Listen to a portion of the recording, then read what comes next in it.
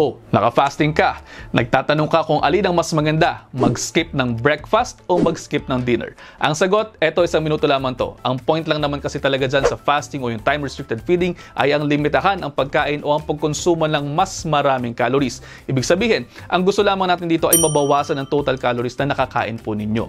Kaya kadalasan sinasabi na mag-skip ng dinner o mag-skip ng breakfast. Ang sabi sa ilang mga pag-aaral, mas okay ang mag-skip ng dinner dahil mayroong mga pag-aaral na nagtutulong yung act mismo ng pagkain ng breakfast ay mas gumagamit ng mas maraming calories para ma-burn yung kinain ninyong breakfast kaysa sa pagkain ng dinner. Pero yung iba naman, kaya breakfast ang sinaskip nila ay dahil hindi sila mga morning persons kaya mas nagba-brunch sila. Either way, basta ang inyong mga total calories per day na nakakain ay mas kaunti sa inyong mga calories out, you are all good to go kung kayo po ay nagpapapayat. Walang hard and fast rule dyan. Kung ano ang mas appropriate sa lifestyle ninyo at kung ano po ang masustain ninyo, okay lang naman. Just talk to your healthcare provider para kung may mga kinakailangang i-adjust sa mga dosage ng gamot ninyo, ay magagawa natin. At ayun, almost 1 minute na to. I hope you're all 1 minute wiser. Pakipusuan kung may natutunan. See you next time. Ingat.